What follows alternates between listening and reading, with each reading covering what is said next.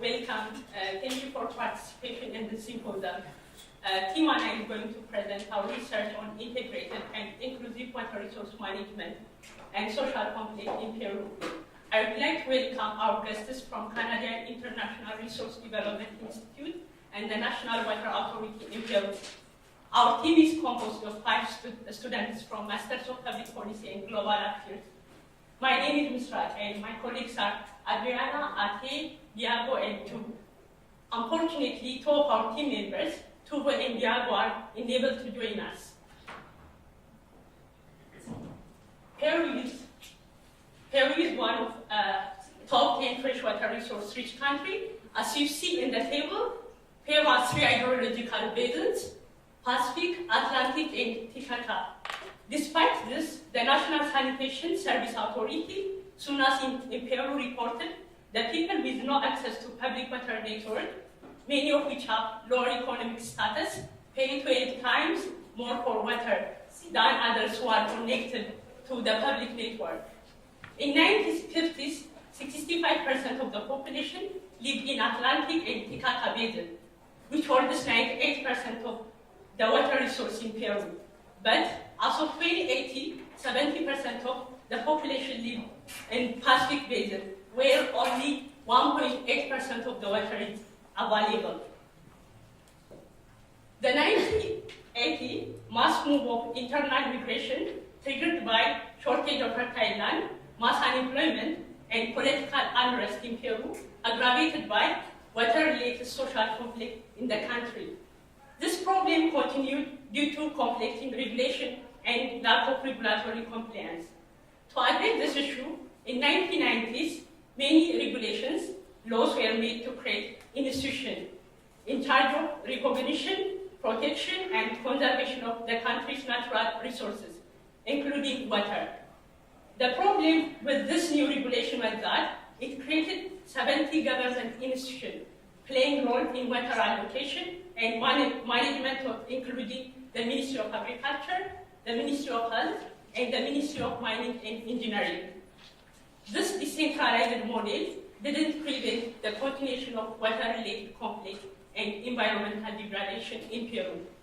To address this problem, ANA was established in 2008 as Peru's highest water authority to turn fragmented water management into a well-coordinated system. After the establishment of ANA, the Water Act was put in place, integrated water resource management as central policy instrument. Understanding ANA's structure is important for our today's presentation. ANA is under the Ministry of Agriculture and Irrigation, and it has different directorates. These directorates are the ones that we work together while we were in Peru. The same, like ANA, it has like 5 key functions: protection, reduction, coordination, prevention, and surveillance of water resources in Peru. Despite this mandate, water stress and water-related social conflict still present in Peru. The central problem identified by the team was that ANA's national water policy and strategies limited in its inclusive and integrated approach for addressing water-related social conflict in the country. After we identify the problem, we seek our objective to support ANA by identifying problems in its integrated water resource management policy implementation, and to provide recommendation to enhance integrated and inclusive water resource management with a focus of securing equitable access for all water users. After our initial period of disk research in Vancouver, our team traveled to Peru in December 2018 to gain further knowledge of the problem. Now I will invite Atieh to go through the methodology. Our global policy project started in September 2018. Our team traveled to Lima, Peru, and had the opportunity to work with the National Water Authority in Lima for 2 weeks. During our field study, we interviewed governmental institutions, NGOs, and regional organizations. Our research is supported by secondary data and information provided by ANA. In addition, the team had the opportunity to conduct field observation in the Chosica district of Lima. The data collected for research was focused on the following 5 themes: including water opportunity, water quality, water-related disaster risk management, gender and intersectional inclusiveness for water, and finally, social conflict.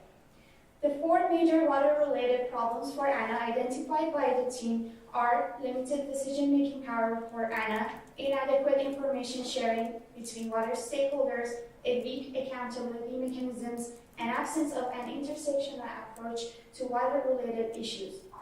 Today, our team intends to focus on providing actionable recommendations for ANA as a whole institution and provide analysis for each of the recommendations. I will now invite Adriana to go through the first problem and recommendation identified by our team.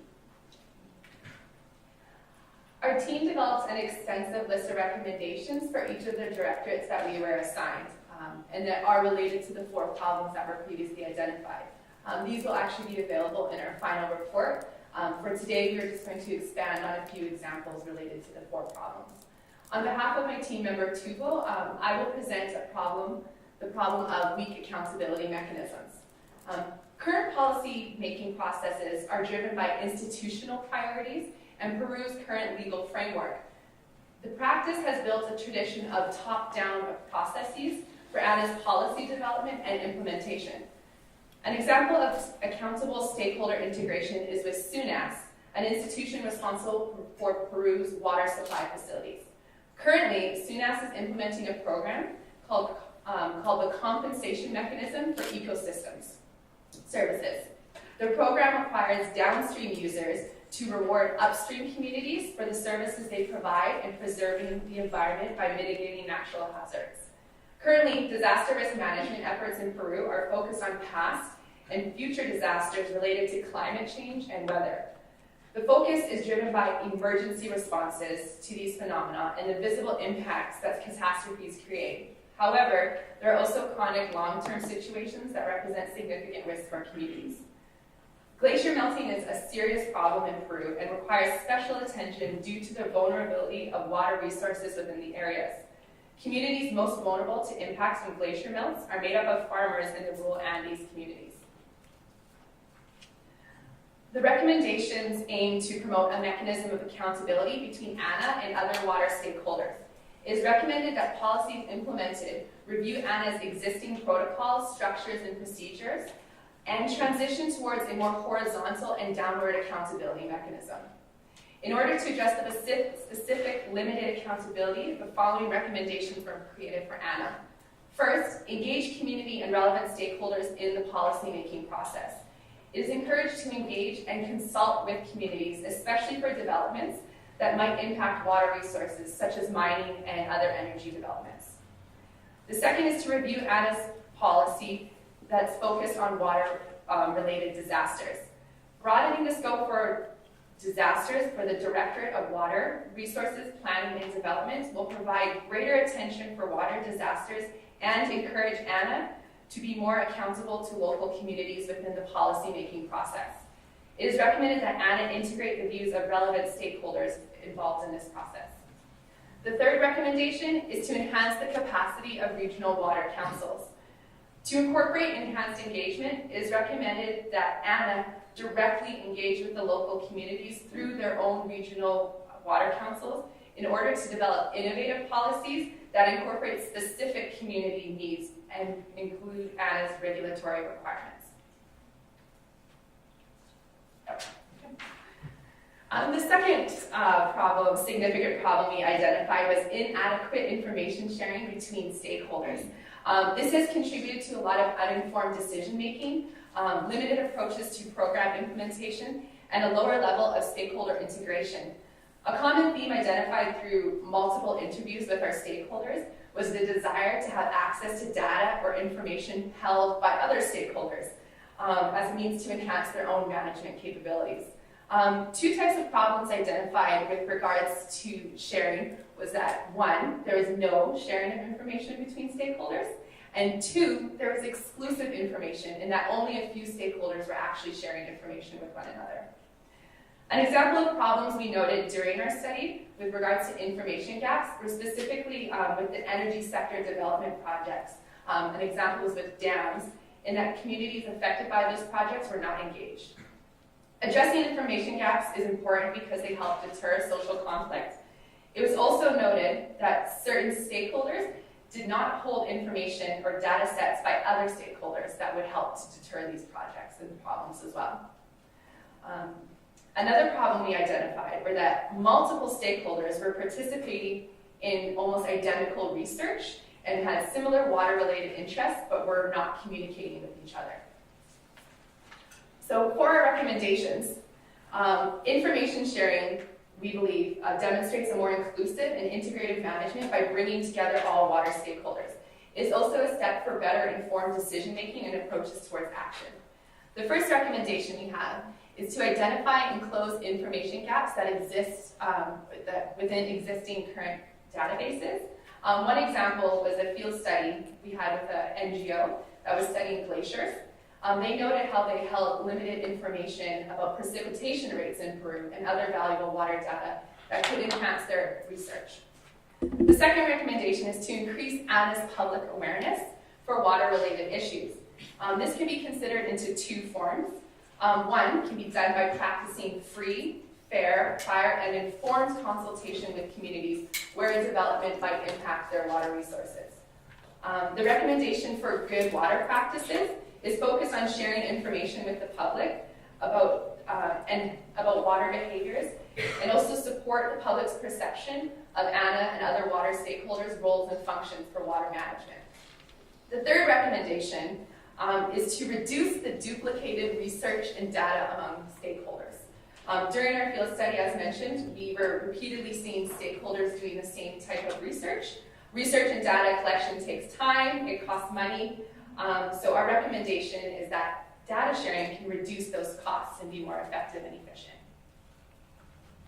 The next problem that our team identified is the absence of an intersectional approach to water-related issues. Through our research, the team concluded that ANA's policies and programs are limited in their ability to provide equal access and support to water resources for all water users. They are also limited in the representation and participation of various types of water users' interests, including indigenous communities, women, and other marginalized groups in Peru. Considering an intersectional approach in the development or design of water-related policies can be as simple as asking the following question. Does an aspect of the proposed policy have the potential to impact social groups differently? If so, how? The incorporation of this approach intends to create best practices for ANA by responding both effectively and efficiently to the diverse interests of its water users. The team acknowledges the unique and complex needs surrounding water resources in Peru.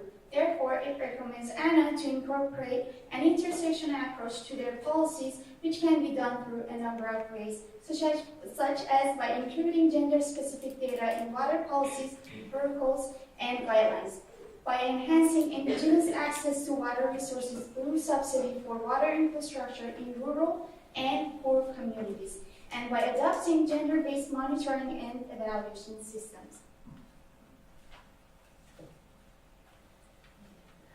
To address the previously discussed problems, 4 major recommendations are made for ANA that are expanded in our report. The first recommendation is to implement an accountability structure and protocol.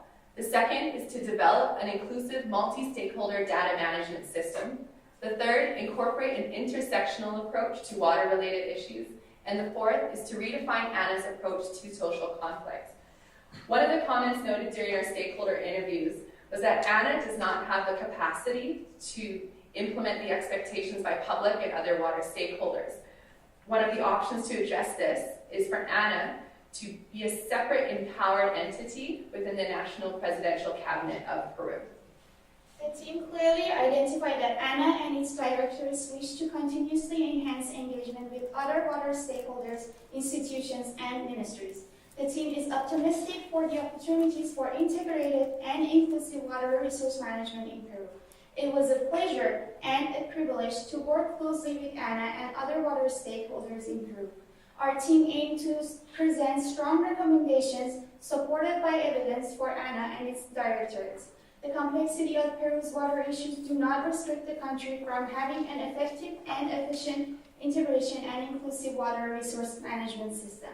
and is an integral institution for leadership in water management. Our team believes in supporting ANA as a leader for integrated and inclusive water resource management. Thank you.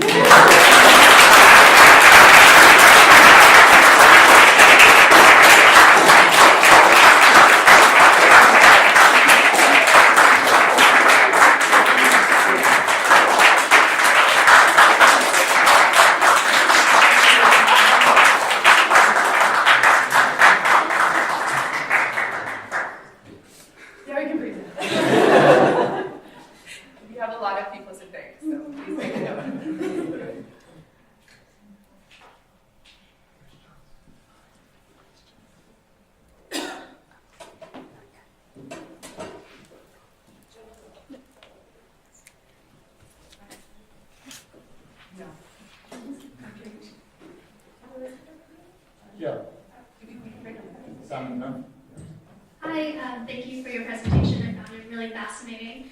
I was wondering about your problem. Sorry, I wrote down my question. The reasoning behind understanding of lack of sharing information. Did you delve into more research about that, like why that sharing between stakeholders was happening? Was it simply because there was no structure, or are there other reasons behind that? Hi, thank you for your question.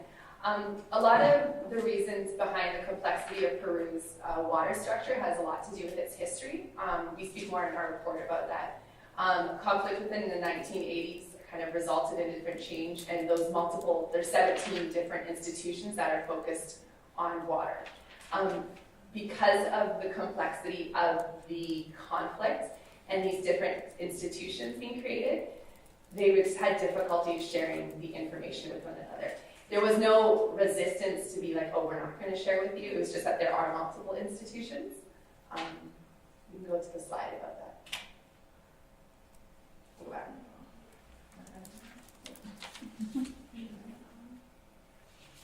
There's another part of your question you want to follow up, sorry. Sure. It was just essentially if there were any motivations of resistance between sharing, if that was part of your research, if you did any research about that, but you answered it. What was really nice, actually, all of the interviews that we had with the stakeholders were very open and willing to engage with other stakeholders. So it was quite a positive experience with regards to information sharing and working collaboratively with other stakeholders. So the identity or the idea to have that mechanism, we feel would be positively received, because it seems like it's something they need to enhance that.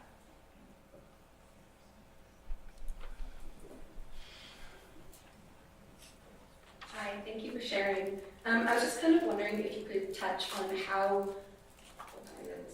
could you please elaborate on how it would include indigenous rural populations, especially when you mentioned data sharing, to see the accessibility of it, or to explain the accessibility of it?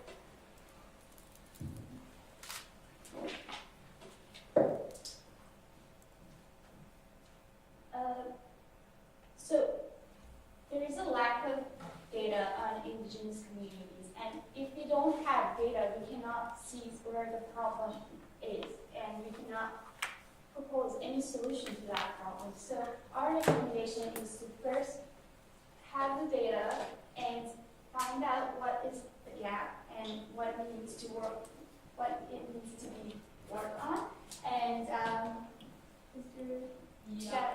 additionally, there is like 38% gap between rural and urban community in terms of water access, and most of indigenous people in the rural part of Peru. So you can tell that there are disadvantages than other parts of the community.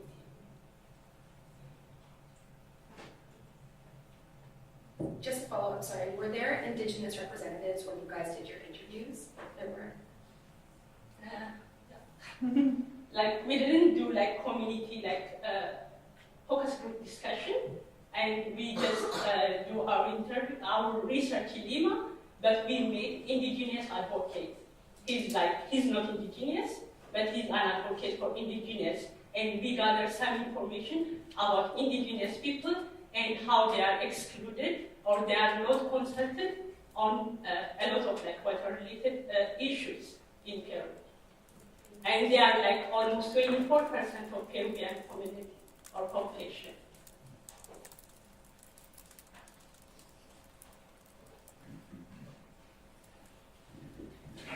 Thanks for the really great presentation. One of the things I could use a bit more depth on is specific examples of information that was valuable that wasn't being shared. And you used an example of energy and a dam, for example. I mean, what is for the glacier melt? What is actually going on there that somebody knows about, but the other people don't, that they would benefit from?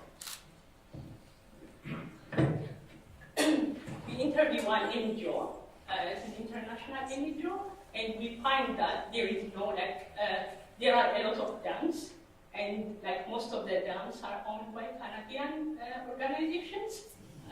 And they told us that when there is the community and the energy companies are not close. So when they do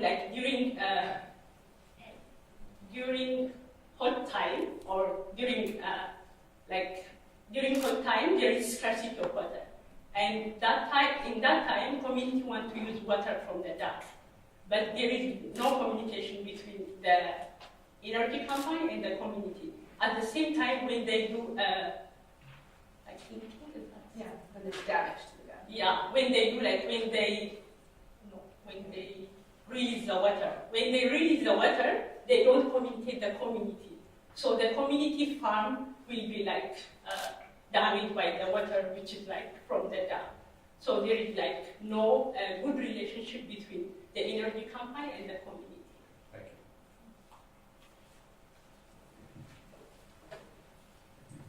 Thanks. I just have a little question. In your breakdown, the ANA is underneath the Ministry of Agriculture. Do they have sort of monopoly power or veto power on some of the decisions for what actually happens with water, or do they engage with other sectors like mining that also use water? So the interesting part about this, which we found in our research, so as we see on the diagram, ANA is an institution under the under the Ministry of Agriculture. So the Ministry of Agriculture and Irrigation actually has a seat at the presidential national cabinet. ANA does not. So ANA, within its framework, is actually considered a technical regulatory authority that simply suggests laws and regulation based on the technical and data research that they have to be presented to the national cabinet through the Ministry of Agriculture. So at this point, ANA does not actually hold lawmaking capacity and lawmaking ability and decision-making capacity. Rather, they provide the information which, in fact, will, and is probably used within Ministry of Health and other ministries, but they do not actually have the capacity to implement or are part of the decision-making.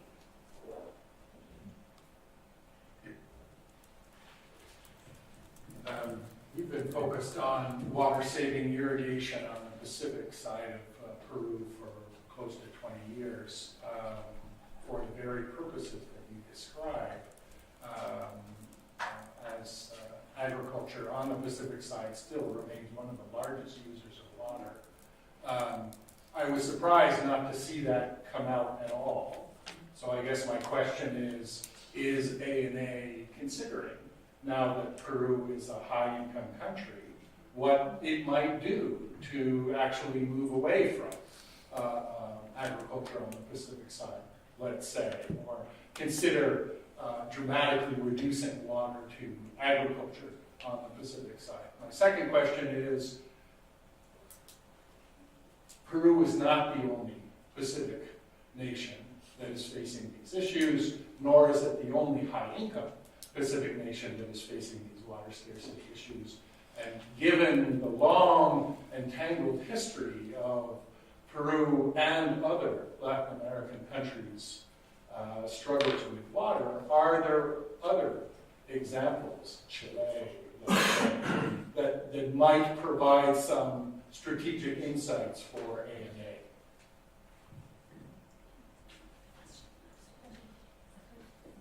Sorry, can you just summarize I'm listening to your second, maybe summarize the first question with regard, I just want to... Agriculture. Water saving. What is ANA doing, if anything? Awesome. Thank you for your question. And that is actually a fact that when we went to Peru, we were very shocked because what is the percentage? 80% of water resources actually are for agriculture in Peru. Most So- of the rights. Yes. Unbelievable. A lot of water. So that fact right there is a significant factor contributing to Anna's positioning underneath the agriculture in ministry, because agriculture is very significant for Peru. And in terms with a lot of the farmers, especially if within, I'm going to go back again to the conflict within history of having a certain authority be directly, in charge of resources. There is concern and tension with regards to that. So within water, a lot of people that participate in farming activities are actually of lower income as well. So there's a concern with regards to costs associated with water being implemented on those people within the Ministry of Agriculture. So it's also a source to protect them. This is identified within ANA, and they're doing a good job in really trying to engage with those communities in the rural areas, as well as ones that are outside of the kind of downtown Lima core, to find better opportunities on how to practice safe water agriculture practices as with regards to different contamination factors. Other institutions that I won't get into, such as SUNAS and CEDAPOL, are really working on helping create or develop infrastructure that will clean the water the best they can. So, but it is definitely a sensitive topic and a very challenging one within Peru. Just to add one point, as a policy student, we question that the majority water is consumed by agriculture and irrigation. So putting ANA, the National Water Authority, under Ministry of Agriculture, is that logical? That is our insight. No surprise. Canada, by the way, has been working on reducing flood irrigation in Peru and replacing it with intermittent irrigation, which would dramatically reduce the water used in rice, but also dramatically reduce the spread of malaria. One of our group mates that was not here today actually focused a lot with the disaster risk management, and he would have been a bit more of the expert with regards to the different practices they're doing for irrigation because of the instability of land. I'd say causes the floods and causes the problems. So be sure to check in the report with his section on that. So, other Latin American experience? Chile is actually the best example. We research about Chile, and they are doing better, and they are using integrated and inclusive water resource management as a policy instrument.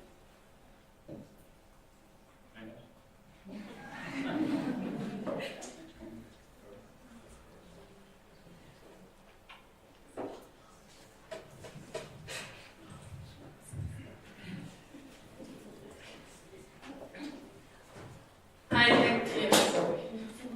Thanks for a really good presentation. What was something that really surprised you about some of the interviews that you carried out in Peru?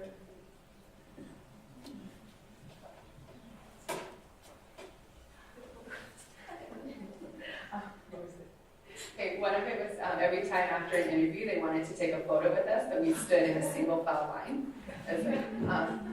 I was personally a bit surprised, but happy, how I said that because we were coming into this as looking at there was an inclusion problem or an integration problem, but speaking with all the ministries and the institutional organizations, they're all really positive and wanted to work together and were suggesting different ideas and noted the value of working together. So as Atieh had mentioned, we are very optimistic for Peru's integrated water management system to work.